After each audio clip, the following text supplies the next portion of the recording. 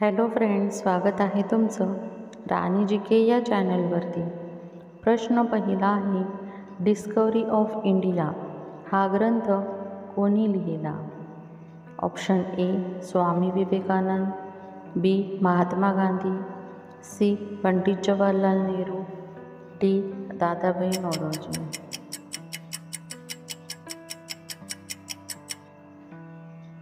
या प्रश्नाचं योग्य उत्तर आहे option C Pandit Jawaharlal Nehru.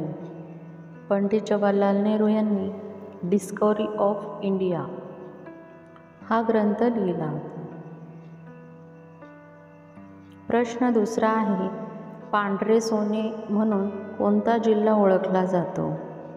Option A Mumbai, B Ratnagiri, C Yavatmal, D Jalna. Friends, तुम्हाला उत्तर येत असेल तर कमेंट बॉक्समध्ये सांगा।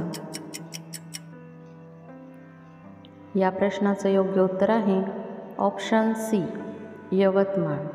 महाराष्ट्रातील यवतमाळ जिल्ह्याला पांढऱ्या सोन्याचा जिल्हा म्हणून ओळखले जाते।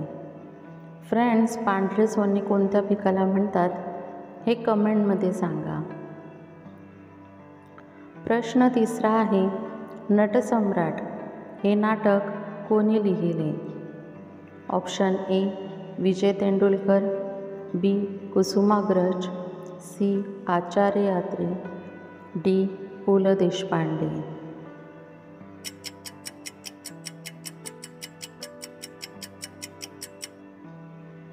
या प्रश्नाचं योग्य उत्तर आहे ऑप्शन बी कुसुमाग्रज। नटसम्राट हे विष्णू वामन शिरवाडकर उर्फ कुसुमाग्रज यांनी लिहिलेले मराठी भाषेतील नाटक आहे। प्रश्न चौथा आहे, भारतातील सर्वात लांब धरण कोणते आहे? ऑप्शन ए हिराकूड धरण, बी नागराज धरण, सी सिद्धेश्वर धरण, डी जायकवाडी धरण।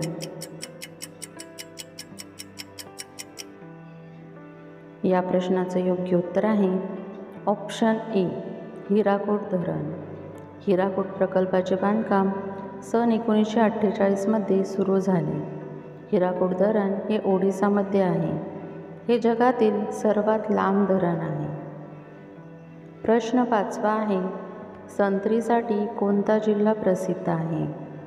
Option A Nagpur, B Delhi, C Kolkata, D Mumbai.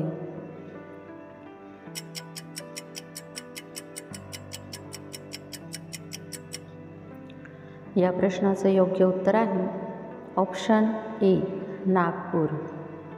संत्री ही नागपूर जिल्हा व त्याच्या जवळपासच्या भागात पिकवली जाते। या व्यतिरिक्त मध्य प्रदेशच्या छिंदवाडा जिल्ह्यातही पिकवली जाते। संत्री ही दुसऱ्या नावाने देखील ओळखली जाते।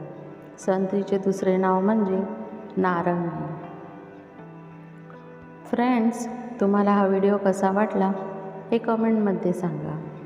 आणि जर तुम्हाला व्हिडिओ आवडला असेल तर व्हिडिओला लाईक करा, चॅनलला सबस्क्राईब करा आणि बेल आयकॉन दाबायला विसरू नका। व्हिडिओ बघितल्याबद्दल धन्यवाद।